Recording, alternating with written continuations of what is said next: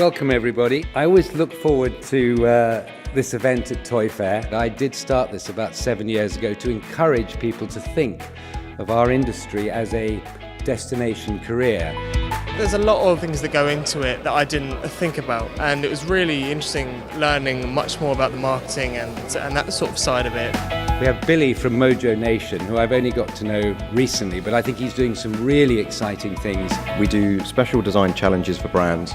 So we work with IP that want to launch new toys and games, but don't want to go down a traditional sort of master toy partner route, and they want to work individually with designers.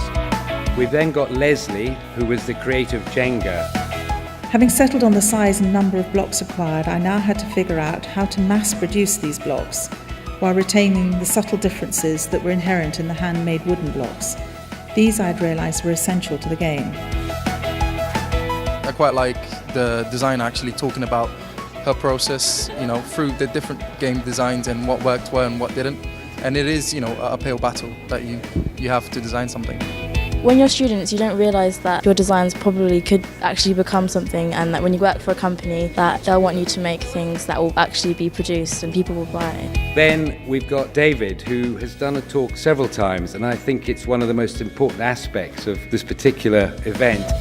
You need to make sure that you catalogue your work. You need to make sure you date your work carefully. So every drawing that you do, if you're doing it on a computer, it's automatically done. But if you don't do it on a computer and you're doing sketches, just the original, date, sign, put in a drawer, just so that you can prove that you came out of it if you need to.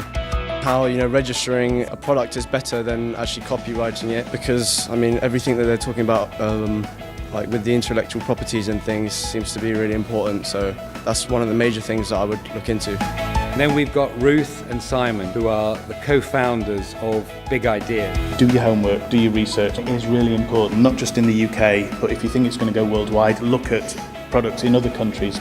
Look on Google, change the search from UK to worldwide and do it that way. It just gives you a different perspective into what our users want, what the industry needs. I want to be able to do something like this, and to be able to understand what you need to do before, and in the design process as well. I thought that was really interesting. I think it's a brilliant idea, honestly. I recommend it to anyone who comes.